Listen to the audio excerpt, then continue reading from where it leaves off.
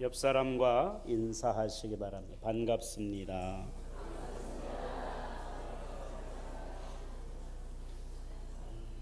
정말 반가운 것 같아. 그냥 얼굴에 웃음꽃이 활짝 핀 거 보니까. 오늘 말씀의 제목은 새벽빛과 늦은 비같이라고 하는 말씀입니다.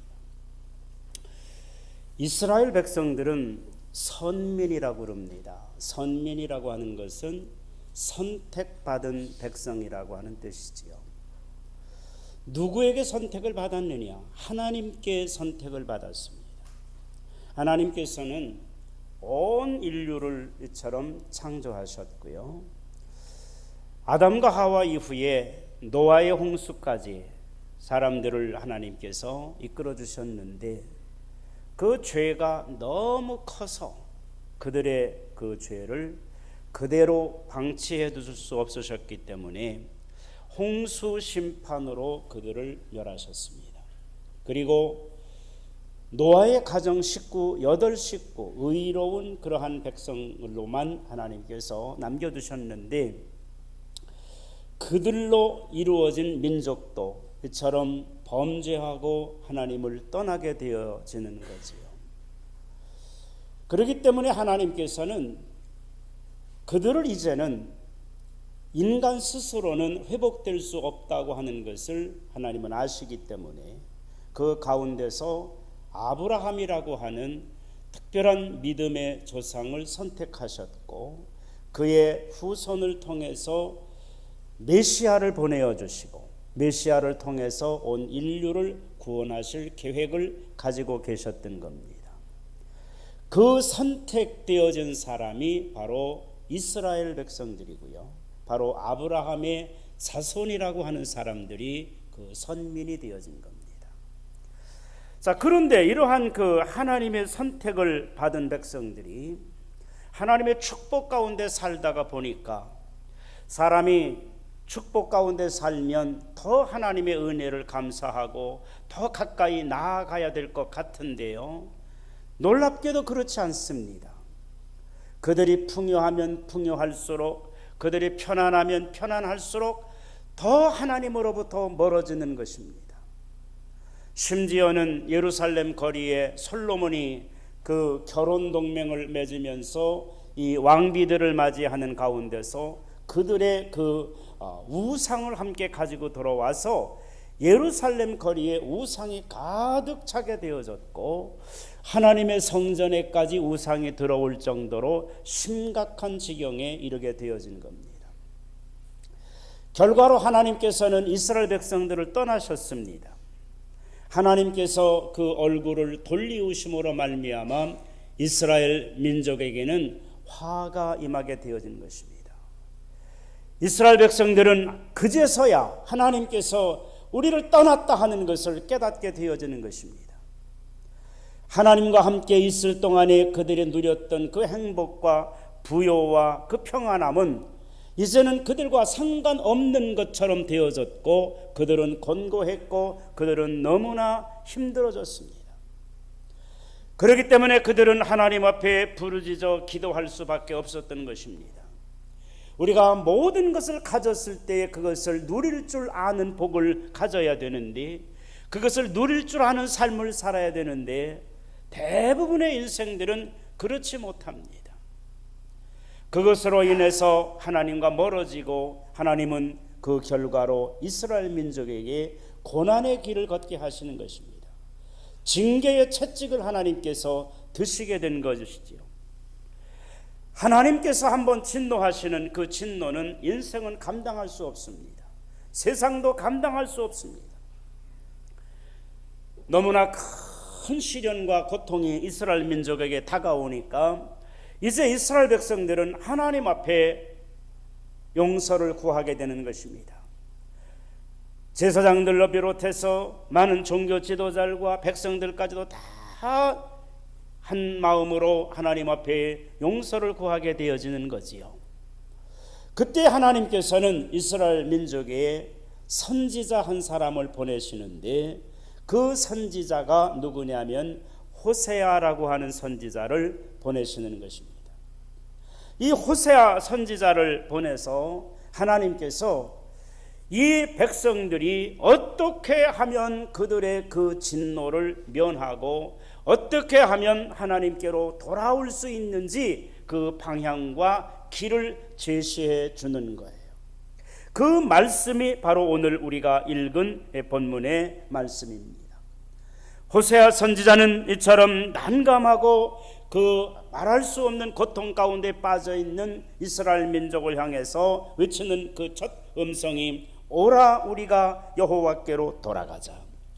여호와께서 우리를 찢으셨으나 도로 낫게 하실 것이요 우리를 치셨으나 싸매어 주실 것임이라. 여호와께서 이틀 후에 우리를 살리시며 셋째 날에 우리를 일으키시리니 우리가 그의 앞에 서리라 살리라 라고 말씀하시는 것입니다. 호세아 선지자에게 하나님께서 주신 이 말씀의 내용 가운데 보면은 여호와께서 우리를 찢으셨다라고 말씀하셨습니다. 여호와께서 우리를 아프게 하셨다고 말씀을 하셨습니다. 그 원인은 이스라엘 백성들은 너무나 잘 아는 거지요. 그러한 이스라엘 백성들을 향해서 호세아 선지자를 통해서 주시는 것인데요, 호세아 선지서 1절에서 마지막 절까지 보면은요, 호세아에서는 이스라엘 백성들이 망하게 되는 9가지 죄를 열거한 책이 호세아서예요. 이스라엘 백성들이 망하게 되어지는 9가지 그 죄, 그것이 바로 호세아서에 기록이 되어져 있는데 그 첫 번째가 뭐냐? 하나님을 아는 지식을 버렸다라고 말씀하셨어요. 하나님을 아는 지식을 그들이 버렸으므로 말미암아 그들에게는 화가 임하게 되어졌고요, 이 하나님께서 떠나신 이스라엘 백성들에게 그 다가온 그 처참한 상황 안에 하나님은 호세아 선지자를 보내셔서 주시는 말씀이 여호와께서 우리를 찢으셨다라고 말씀하시는 겁니다. 하나님을 떠난 인생은 살 수 없습니다. 하나님을 떠난 인생은 행복할 수 없습니다. 하나님을 떠난 나라는 평안할 수 없습니다. 하나님께서 지켜주시고 하나님께서 도와주실 때만이 가능하다는 것입니다. 우리는 광복 72주년을 맞이한다고 합니다. 저는 이런 것을 보면서 참으로 하나님의 은혜가 놀랍다라고 생각하지 않을 수 없습니다. 우리 민족은 어떻게 그렇게 이스라엘 민족과 아주 유사한 길을 걸어가고 있는 민족이 한민족인 것입니다. 아픔이 있고 나라를 빼앗기기도 하고 수치를 당하기도 하고 회복을 하기도 하고 그 신앙이 불릴듯 일어나기도 하고, 이처럼 하나님께서 우리나라를 사랑해 주시는 많은 역사적인 증거가 신앙 안에서 나타나게 되어지는 민족이 바로 우리 민족입니다. 그런데 오늘 우리 한국 그 교회와 대한민국을 볼 때에 여러분들은 위기의식을 느낍니다. 위험하다, 뭔가 위태하다 이렇게 느끼는 것이 오늘 현실인 것입니다. 이스라엘 민족에게도 마찬가지였습니다. 그들이 위기의 의식을 느낄 때에 하나님께서 호세아 선지자를 보내어 주셔서 호세아 선지자를 통해서 하시는 말씀이 바로 그겁니다. 오라 우리가 여호와께로 돌아가자, 이렇게 외치게 하시는 겁니다. 여러분들도 이 음성을 들으셔야 되는 것입니다. 옆에 사람과 함께 이렇게 말씀하십시오. 여호와께로 돌아갑시다.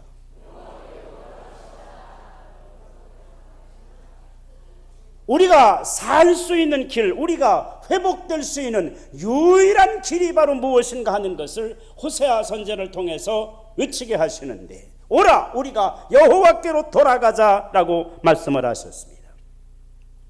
여호와께로 돌아가면 어떤 일이 우리에게 벌어지겠느냐 하시는 것을 말씀하셨는데, 그가 우리를 치셨지만은 이제는 싸매어 주실 것이고, 이제 우리를 살리시며 우리 하나님께서 이틀 후에 우리를 살리시며 셋째 날에 우리를 일으키시리니, 이 말은 빠른 시간 안에 이틀 후에 셋째 날에 우리 하나님께서 회복시키시는 것은 그렇게 오래 걸리지 않습니다.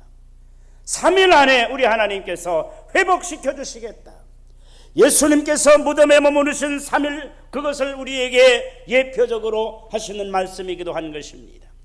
바로 예수님께서 우리를 살리신 그 은혜의 역사가 우리에게 부활의 역사로 나타난 것처럼 이스라엘 백성들을 향하여 호세아 선지자가 말합니다. 오라 우리가 여호와께로 돌아가자. 그분께서 지으셨지만은 이제는 도로 낫게 하실 것이고, 그분께서 치셨지만은 이제는 싸매어 주실 것이고, 이틀 후에 살리시며 셋째 날에 우리를 일으키시리라.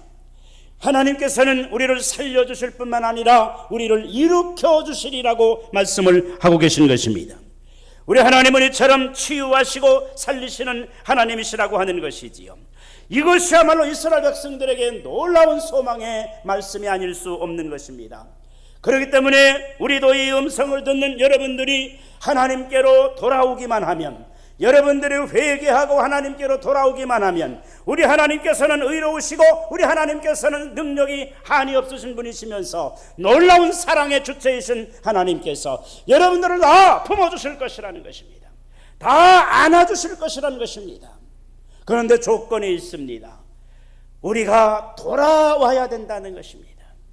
이 말씀은 오늘 우리 찬양에서 거듭남이라고 하는 찬양의 가사로 찬양을 드렸는데, 이제는 우리가 회개의 역사를 통해서 하나님께로 돌아와서 회복되어질 수 있는 유일한 길이 바로 돌아오는 것이라고 하는 것을 호세아 선지자를 통해서 외치고 있는 것입니다.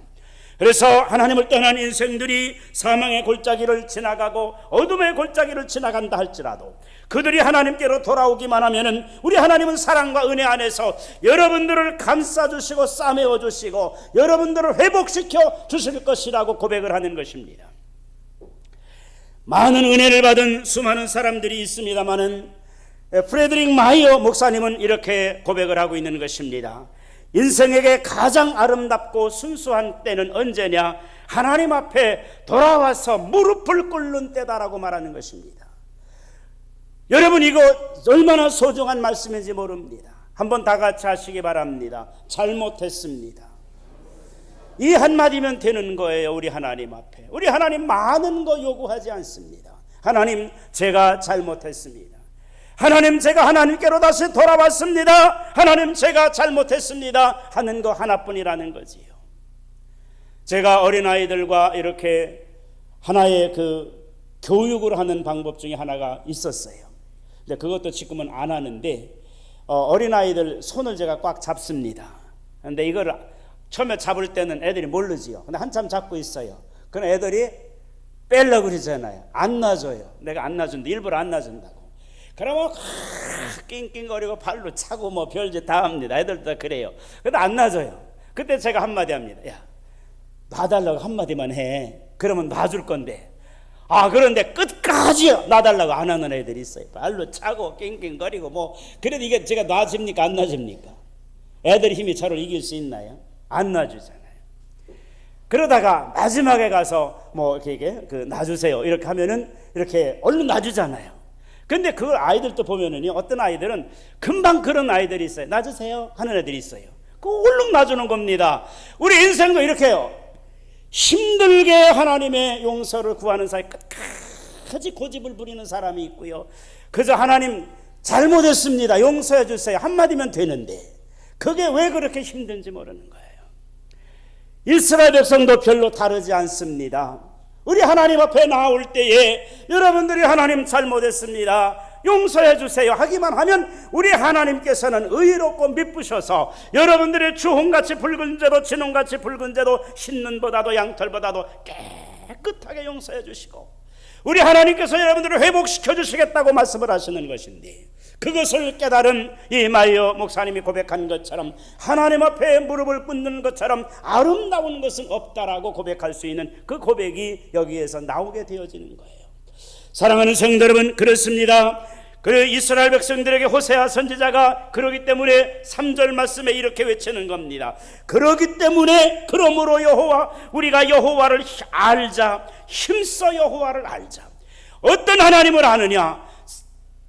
채찍도 주시고 우리에게 징계도 주시지만은 싸매어 주시고 회복시켜 주시는 하나님을 알자, 그 말입니다. 그의 나타나심은 새벽빛같이 어김없나니 비와 같이 땅을 적시는 늦은 비와 같이 우리에게 임하리라 하니라 그랬습니다. 우리 하나님의 은혜가 메마른 땅을 적셔주는 늦은 비와 같이 새벽에 떠오르는 태양빛과 같이 우리에게 임하셔서 우리를 회복시켜 주실 것이기 때문에 그 하나님을 알자, 힘써서 우리가 하나님을 알자라고 호세아 선지자를 통해서 외치게 하신 겁니다. 사랑하는 성도 여러분, 그렇습니다. 우리는 하나님의 은혜 안에서만이 살 수 있고 하나님이 회복시켜 주심으로 말미암아 여러분들이 회복되어질 수 있는 놀라운 힘이 있다는 것을 깨달아 알기를 바랍니다. 그런데 우리 하나님께서 어떤 사람에게 은혜를 베풀어 주시느냐 하는 것입니다. 어떤 사람에게 은혜를 베풀어 주시느냐, 하나님의 이렇게 놀라운 은혜와 하나님의 놀라운 은총이 어떤 사람에게 임하느냐 하는 것이 첫 번째로 주어지는 걸 보면 이렇게 말하는 것입니다. 오라, 우리가 여호와께로 돌아가자. 여호와께로 돌아가자. 여호와께로 돌아가는 자, 죄를 돌이켜서 회개하고 주님께 돌아오는 자, 그들에게 바로 하나님의 은혜가 임하신다는 겁니다.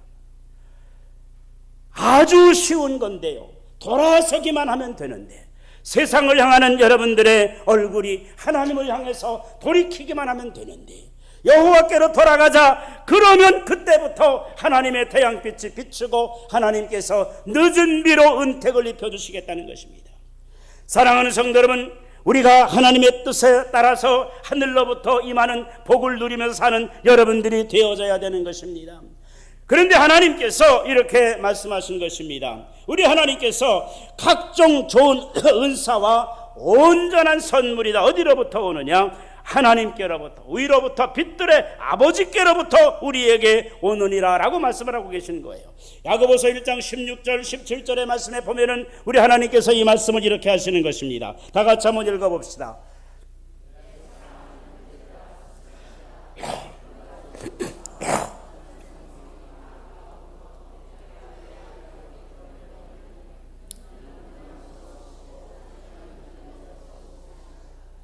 그렇습니다.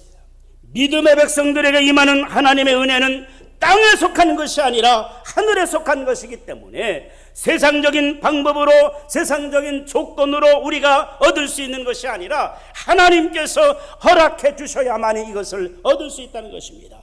그렇기 때문에 너희는 속지 말아라. 좋은 은사와 온전한 선물이 다 위로부터 빛들의 아버지께로부터 내려오나니 그는 변함도 없으시고 회전하는 그림자도 없으시니라 라고 말씀하셨습니다.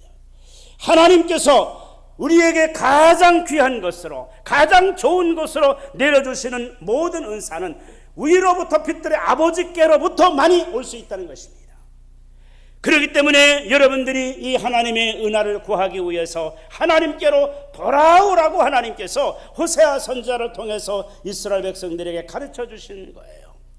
사랑하는 성도 여러분, 그런데 놀라운 사실은 하나님께서 우리에게 주시는 이 놀라운 은혜는 조건이 없는 것이라는 것입니다. 이 세상에 많은 사람들은 조건을 내걸고 그러지만은 우리 하나님께 주시는 은사는 조건이 없는 무조건적인 은혜를 우리에게 주신다는 것입니다. 우리 하나님께서 이처럼 아침에 새벽빛을 비추어 주시는 것처럼 여러분들에게 은혜를 베풀어 주시고, 농부가 농사를 짓기 위해서 파종할 때에 씨를 뿌릴 때 내려주시는 비를 늦은 비라고 말하는데, 이 여러분들이 씨를 뿌려야 할 때에 하나님께서 늦은 비를 내려주셔서 여러분들이 알곡을 심게 하고 그 새싹이 나게 하셔서 여러분들의 삶을 이어나가게 하시는 놀라운 은혜가 우리에게 임하게 하시겠다는 것입니다. 우리 하나님은 이처럼 하나님께로 돌아오는 자들에게 은혜의 귀한 선물을 내려주시는데, 이 세상에 속한 것이 아니라 하늘에 속한 것으로 우리에게 은혜의 역사를 임해 주신다는 것입니다. 그런데 이 놀라운 은혜를 누구에게 주시느냐? 돌아오는 자에게 주시겠다는 거예요. 두 번째로 이 은혜는 어떻게 우리에게 임하느냐 하는 것입니다. 그럼 하나님께서 이런 주시는 그 은혜는 어떻게 우리에게 임하시는 것이느냐?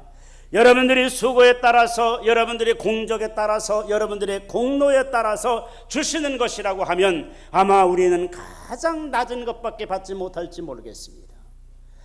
그런데 우리 하나님께서 이 주시는 새벽빛과 같은 은혜, 늦은 비와 같은 은혜를 어떤 사람에게 주시느냐? 모든 사람에게 주시는데 우리 하나님께서는 자연스럽고 풍성하게 주신다는 것입니다. 아침에 떠오르는 태양빛을 여러분들이 보십니까? 얼마나 장엄하게 떠오릅니까? 1년 첫 해가 되어지면은 그 첫 번째 떠오르는 태양을 보려고 동해안으로 사람들이 몰려가지 않습니까? 여러분, 우리가 그 빛을 보기 위해서, 세상 빛을 보기 위해서 그 태양빛을 보는 것이 아니라 저 빛을 주신 하나님을 볼 수 있는 우리가 되어야 되는 것입니다. 이것을 알지 못하면은요, 우리는 정말 하나님의 놀라운 은혜를 알지 못하고 사는 인생이 되어지는 것입니다. 자넨 하나님이 살렸네라고 하는 책을 쓰신 분이 계신데, 그 책은 바로 양동수 장로님이라는 분이 쓰셨어요. 양동수 장로님은 어떤 분이냐면은 실미도 사건 때에, 실미도 여러분 잘 알지 않습니까? 평양을 공격하려고 군대를 암암리에 키우던 그 훈련소가 실미도였어요. 그런데 그 계획이 무산되어지니까 거기에 있었던 사람들이 반발하게 되어지는 거지요. 그때 기관병으로 있었던, 훈련 그 조교로 있었던 그 분이 바로 양동수 장로님이셨어요. 그런데 이분이 그 훈련병들이 이제 그 테러를 일으켜서 이 기관병들을 다 사살하게 되어져, 6명의 그 교관들이 다 총으로 사살되어졌는데 자기도 총에 맞았어요. 그런데 그 훈련병들이 죽었는지 살았는지를 확인하러 다가오는 겁니다. 그때의 양동수 장로님은 하나님 앞에 기도합니다. 하나님, 사자굴 속에서 다니엘을 살려주지 아니하셨습니까? 이제 저 훈련병이 나를 살아있는 줄 알면은 나는 죽을 수밖에 없는데 저 훈련병의 눈을 어둡게 해서 나를 여기에서 살려주시옵소서라고 그가 하나님 앞에 간절한 마음으로 기도했는데요, 하나님이 그 기도를 들으셔서 그 양동수 장로님 곁으로 지나가면서 죽은 것으로 확인하고 그 병사가 떠나갔다는 거지요. 그때의 이 양동수 장로님이 고백한 것이 바로 그겁니다. 자넨 하나님이 살렸네라고 하는 자기에게 자기 스스로 말하는 그런 표현이 바로 이 책의 제목인 것입니다. 그 후로부터 양 장로님은 말하기를, 나는 이제 나의 인생은 하나님이 주신 것이요 덤으로 사는 인생이라고 그는 고백을 하면서, 하나님께서 살려주셔서 덤으로 살고 있는 이 삶을 이제는 나는 가치 있게 살게 해달라고 하나님 앞에 책을 쓰고 그의 신앙으로 고백하면서 살아가는 장로님이 되셨다는 것입니다. 그러면서 나는 나의 남은 인생을 하나님께 다 바치겠습니다라고 고백을 했다는 거지요. 여러분, 생사의 위기를 넘겨본 사람들이 이것을 아는 겁니다. 사망의 음침한 골짜기를 지나갈 때에 우리는 생명의 소중함을 깨닫는 거예요. 많은 사람들이 이것을 알지 못합니다. 너무나 많은 평안 가운데 있고 여러분들이 정말로 모든 삶에서 이처럼 고통이 없을 때에 깨닫는다는 것은 거의 불가능한 것입니다. 저의 인생을 돌아볼 때도 저도 마찬가지입니다. 벌써 이제 10여 년 지나간 것 같습니다만은 건강 그렇게 문제 없었어요. 염려 없었어요. 정말 무엇이라도 할 수 있을 것 같은 그런 힘을 저에게 하나님께서 주셨다고 생각을 하며 살았어요. 걱정 없이 살았어요. 그런데 어느 날 이 건강 진단을 하는데, 혈압을 체크하는데 혈압이라는 거예요. 고혈압이라는 거예요. 그럴 리 없다고. 내가 무슨 고혈압이냐고. 그런데 다시 한번 또 조사해보니 또 고혈압이라는 거예요. 그래, 어떻게 하면 좋습니까? 그래, 약을 먹어야 되는 거예요. 제 적은 상식으로도 이 혈압약을 한번 먹기 시작하면 언제까지 먹어야 돼? 평생 먹어야 된대. 이게 너무나 큰 부담이었어요. 그걸 어떻게 평생 먹고 삽니까 도대체가. 그래서 약을 먹기 시작했는데 그걸 끊고 싶어가지고 한 2달 먹다가 안 먹고 또 안 먹어보고 그랬어요. 그런데 먹다 안 먹으면 더 나쁘대네 이게. 그러니까 또 먹기 시작하고, 그래서 이제는 결국은 포기하고 혈압약을 먹는 거예요. 날마다 먹는 거예요. 그런데 비타민 먹는 것처럼 먹으라고 의사가 그러더라고요. 그것만 가지고도 괜찮았는데 한 몇 년 지나고 났는데 노회에서 어려운 문제가 생기고 제가 신경을 많이 쓰는 일이 있었어요. 그런 일이 있으면 스트레스가 쌓여서 그랬는지 당뇨가 생겼다는 거예요. 이거 심각한 문제. 당뇨는 죄송합니다만 암병 못지않은 그렇게 고통스러운 거는 말이죠. 당뇨가 생겼다는 거예요. 이것만은 내가 좀 피하고 싶습니다. 혈압과 당뇨가 함께 있는 것처럼 고통스러운 거 없는데 그게 얼마나 힘든 건지 몰라요. 그래서 아니라고 부정도 해보고 뭐 하면서 이거 약 먹지 않으면 안 된다는 거예요. 하나님의 은혜 가운데서 이처럼 살아가는 이 인생의 길인데요, 그 당뇨라는 것이 오면서 이제는 혈압약에다 당뇨약까지 먹어야 되니까 약이 하나씩 늘어나기 시작하는 겁니다. 그랬더니 우리 집사람이 당뇨병 환자는 또 영양제를 먹어야 돼. 고기도 안 먹고 그러니까 영양제를 먹어야 돼. 영양제까지 뭐 이렇게 비타민까지 해, 4-5가지를 해주니까 한 번에 한 10알씩 먹어야 되는 거지. 야, 이거 보통 힘든 일이 아니에요. 그것만 가지고 되는 게 아니에요. 밥 한 끼 먹는 게 신경 쓰이고, 쌀밥 그거 하나 먹는 거, 그게 유일한 낙인데 그거 먹는 거 신경 쓰이고. 요즘도 그렇습니다. 요즘 하나님의 은혜 가운데 잘 조절이 돼요. 놀랍게도 혈압은 그저 항상 120에 80이야. 병원에 가서 체크해 보면은 120에 80이니 걱정 없어요. 약 먹으니까. 그 약만 먹으면 조정이 되는 거예요. 혈압이 뭐 무섭냐고요? 굉장히 무서운 거예요. 이게 평소에 항상 그렇게 높은 게 아니에요. 갑자기 충격을 받는다든지 어떤 일이 생기면 팍 올라가는 거거든요. 그때 뇌출혈이 일어나서 사람 생명도 잃어버리고 반신불수가 되어서 하는 그 병이잖아요. 그럼 너무 무서운 겁니다. 당뇨 이거 합병증 생기잖아요. 눈이 어두워지고요. 또 근데 다행히 이번에도 운전면허 갱신했는데 가보니까 아직도 1.5야. 그러니까 아직도 괜찮은 거예요. 뭐 눈도 안 어두워지고 약 먹고 잘 조절하고. 그래서 요즘도 쌀밥을 먹을까 보리밥을 먹을까 이게 날마다 고민이야. 이게 날마다 고민이야. 이제 그래도 어느 쪽으로 가요? 보리밥으로 간다고. 그래도 그게 감사한 거예요. 그러니까 뭐 어느 날 재보면 96, 어떤 날 재보면은 뭐 103 뭐 이러니까 감사합니다 이렇게 하는 거예요.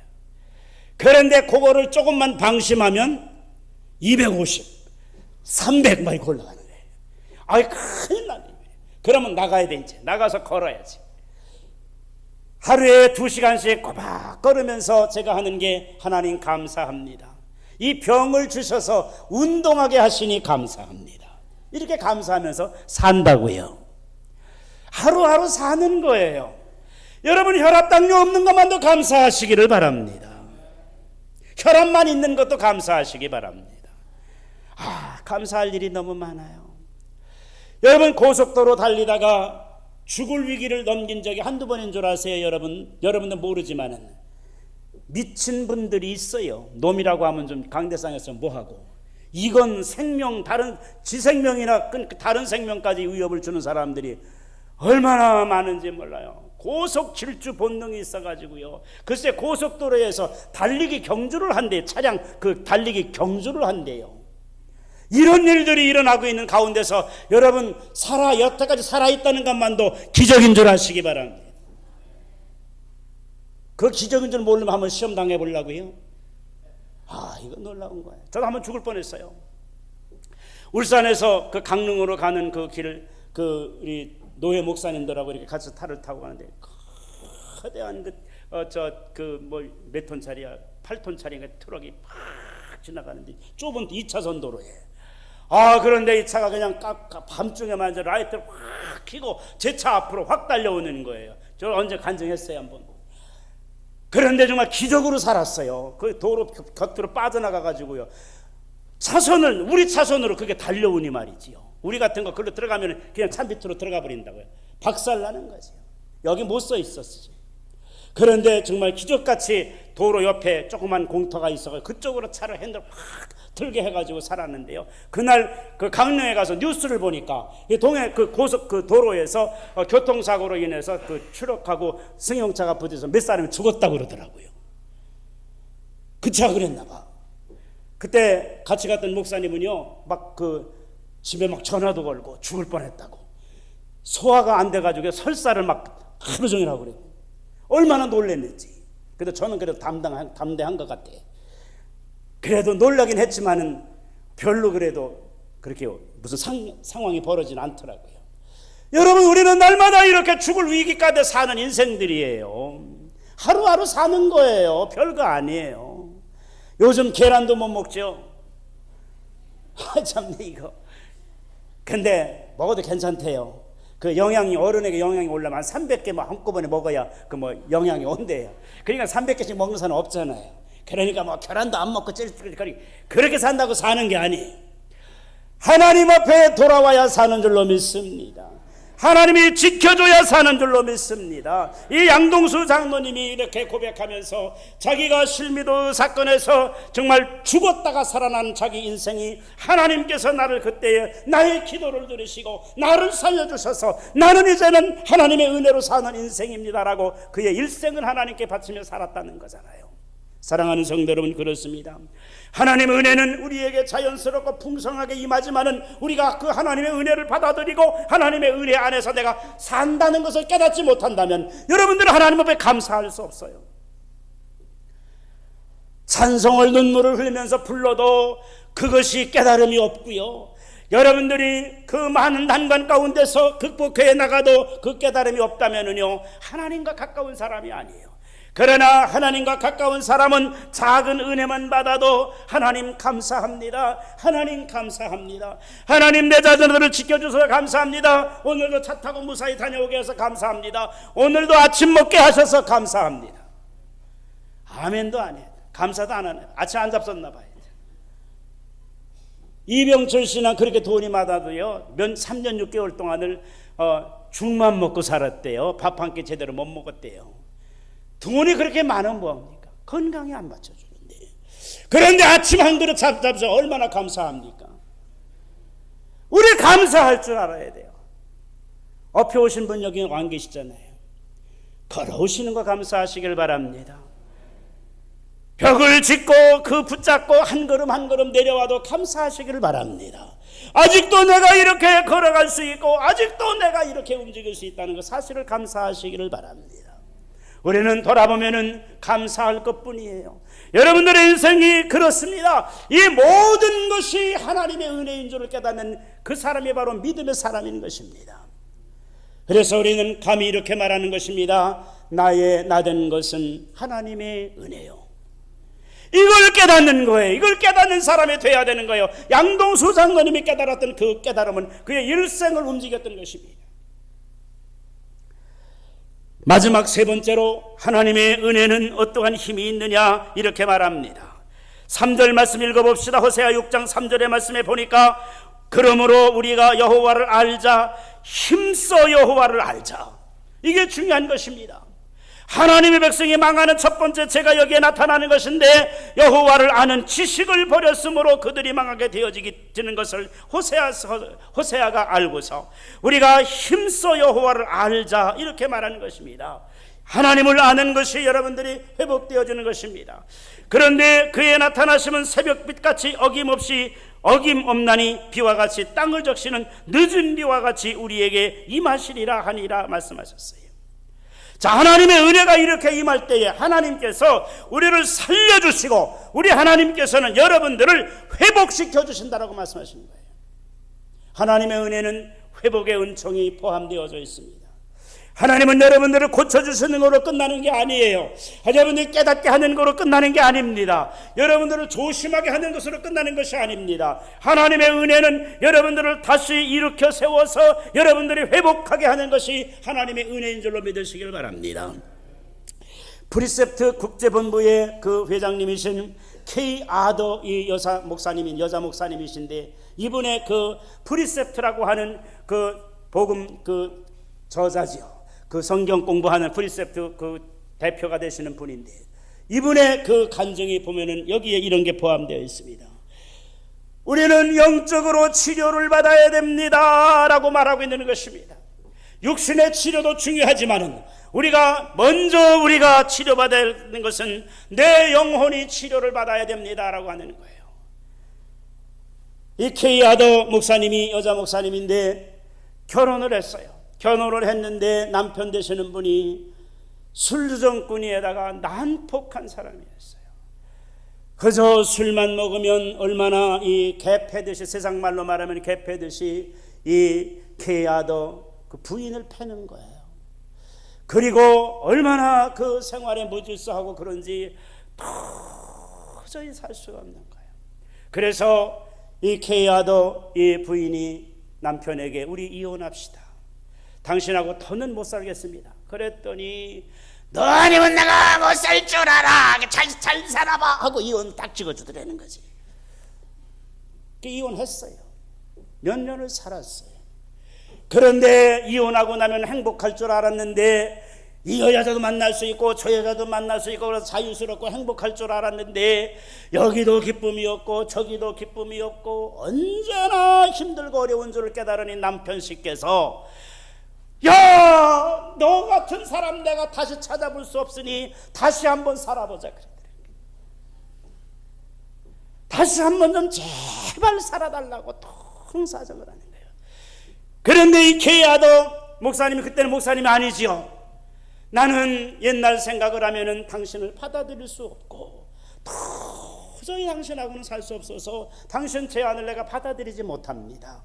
지금 내가 혼자 살지만은 그래도 견딜만 하고 그래도 이렇게 살아가는 것이 옛날 당신하고 살 때보다는 나은 것 같으니 나는 당신하고 못 삽니다 그랬더니 막 가진 협박을 다 하는 거예요. 너하고 다시 결합하지 않으면 나 자살할 거야. 이게 마귀가 쓰는 최후의 방법이에요. 죽는다는 거예요. 그래서 우리 교회도 어떤 분도 목 매달아 죽을 거야 하고 줄을 매놓고 맨날 보고 넣다 뺐다 하니 근데 죽어 내가 장사 좀 해줄게. 죽지도 않았어요.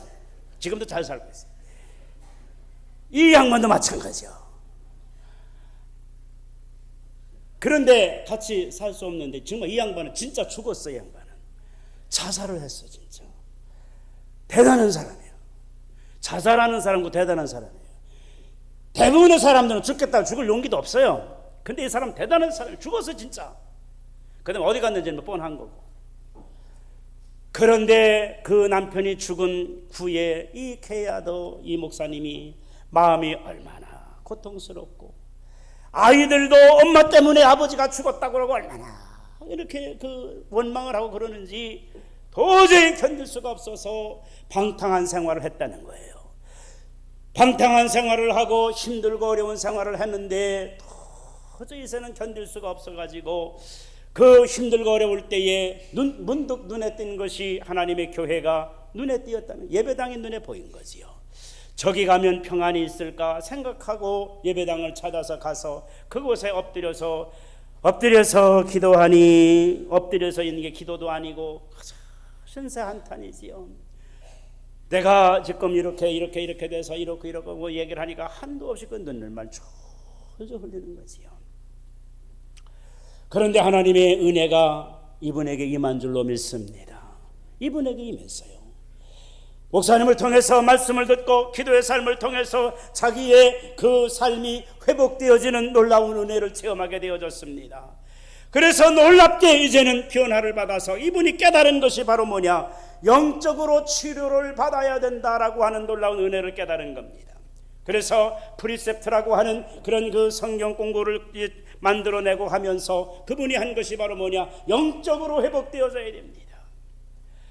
영혼이 잘 돼야 범사가 잘 되는 겁니다라고 하는 놀라운 진리를 깨달은 것입니다. 그래서 육신이 잘 되는 것보다 우리는 먼저 영혼이 잘 돼야 됩니다. 우리가 세상에서 잘 사는 것보다 하늘나라의 바른 삶을 살아야 되는 것입니다. 우리가 세상의 백성으로 사는 것이 아니라 천국 백성으로 살아야 되는 것입니다. 이것을 깊이 깨닫고 나서 이분은 프리셉트라고 하는 그러한 그 성경 연구를 시작했고 세계적으로 이것이 알려지는 그러한 계기가 되어진 거거든요. 사랑하는 성도 여러분, 그렇습니다. 우리 인생의 삶에서 여러분들이 정말로 치료받아야 될 것은 여러분들의 영혼이 치료되어지는 은혜가 있기를 주님의 이름으로 축원합니다. 영혼이 잘 돼야 범사가 잘 된다고 우리 하나님 말씀하셨어요. 우리의 영혼이 곤고하면은 여러분들의 육체도 곤고하고요, 여러분들의 영혼이 무너지면은 여러분들의 육체도 무너질 수밖에 없는 거예요. 육체가 영혼을 이기지 못합니다. 사랑하는 성도 여러분, 우리 놀라운 하나님의 은혜 가운데서 우리 하나님께서는 소생케 하는 은혜가 있어요. 여러분들이 가지고 있었던 것이 다인 것 같고 여러분들이 잃어버린 것이 다인 것 같지만은 그게 다가 아니라는 사실을 여러분들의 영혼이 소생함으로 말미암아 새로운 놀라운 은혜를 이 케이아도 목사님이 깨달은 것처럼 여러분들에게 깨달으시기를 바랍니다. 우리는 새로운 힘을 얻어야 돼요. 새로운 일을 발견해야 돼요. 내가 해야 될 일을 발견해야 돼요. 과거 영매에서 무엇 때문에 우리가 사로잡혀서 사는 그런 인생이 아니에요. 여러분들은 지나간 과거는 지나간 과거로 흘러가는 것입니다. 이제는 여러분들은 미래가 남아있어요. 여러분들에게 영원한 하나님의 나라가 남아있는 줄로 믿으시기를 바랍니다. 그 나라에 가기까지 내가 해야 될 일이 무엇이고 나는 어떠한 삶을 살아야 되느냐 하는 것을 깨닫는 은혜가 있을 때에 인생은 다시 힘을 얻게 되어지는 것입니다. 소생하는 역사가 나타나는 것입니다. 그 일을 누가 하시느냐? 하나님이 하신다는 거예요. 이 케이아도 목사님이 깨달았던 것처럼 여러분들에게도 이런 깨달음이 속히 임하시기를 주님의 이름으로 축원합니다. 여러분들이 영혼이 병들고 여러분들의 마음의 고통이 병들고 오래되어지면 그것도 집을 짓고 여러분들을 피곤하고 일어설 수 없는 깊은 나락으로 떨어뜨리는 거예요. 그래서 여러분들은 빨리 정신을 차리고 내가 이러면 안 된다 하는 깨닫고 하나님께로 더 가까이 나가고, 기도하지 않던 사람은 기도하고, 주의 일 멈춘 사람은 주의 일을 더 열심히 하고, 하나님의 나라의 소망을 가지고 살아간다면 여러분들에게도 놀라운 새로운 세계가 열리게 되어질 줄 믿습니다. 이 세상이 영원한 것 같지만 이 세상은 잠깐인 것입니다. 그러나 하나님의 나라는 영원한 것입니다. 그 영원한 나라에 없어질 것 때문에 여러분들이 마음을 빼앗기지 말고 없어지지 아니할 영원한 것을 가지고 여러분들의 삶을 회복해 나가는 여러분들이 되어주시기를 주님의 이름으로 축원합니다. 이거를 깨달은 이 케이아도 목사님의 깨달음이 여러분들에게 있어야 되는 거예요. 사랑하는 성도 여러분, 그렇습니다. 우리가 이 세상을 살아갈 때에 우리가 어떤 삶을 사느냐, 우리 하나님께서 여기 주시는 말씀처럼 새벽별과 늦은 비 같은 은혜를 주시겠다는 것입니다. 아침에 태양이 떠오르지 않는다면 우리는 소망이 없는 자가 되어줄 수밖에 없어요. 그러나 하나님의 은혜는 언제나 날마다 여러분들에게 새벽 태양을 띄워주시는 것처럼 여러분들의 인생도 그렇게 회복되어지기를 원하시는 하나님이세요. 그리고 여러분들의 삶에서 언제나 이처럼 회복되어지는 은혜가 있기를 원해서 하나님께서는 늘 이처럼 늦은 비를 주신단 말입니다. 이 늦은 비는 여러분들이 파종하게 하는 힘을 주는 그 원동력에 되어지는 것이 늦은 비예요. 이런 비는 추수할 때 거두는 비를 가리켜 말하는 것입니다. 이런 비의 은혜가 있고 늦은 비의 은혜가 있어야 되는 것이지만 먼저 늦은 비의 은혜가 있어야 돼요. 여러분들이 심을 수 있는 힘을 얻고 여러분들이 소생할 수 있는 힘을 얻고 여러분들이 날마다 무엇인가 해야 된다고 하는 그런 용기가 여러분들에게 있어야 되는 것입니다. 이것이 없다면 우리는 세상을 살 의미가 없어요. 우리는 실망하거나 낙심하거나 좌절하지 말고 하나님께로 돌아오기를 바랍니다. 오늘 호세아서를 통해서 낙심한 이스라엘 백성들에게 오라 우리가 여호와께로 돌아가자. 여호와께서 우리를 찢으셨으나 도로 낫게 하실 것이요 우리를 치셨으나 싸매어 주실 것입니다. 여호와께서 이틀 후에 우리를 살리시며 셋째 날에 우리를 일으키시리라. 이 소망의 말씀이 여러분들에게도 소망의 말씀이 되어지기를 주님의 이름으로 축원합니다. 기도하겠습니다.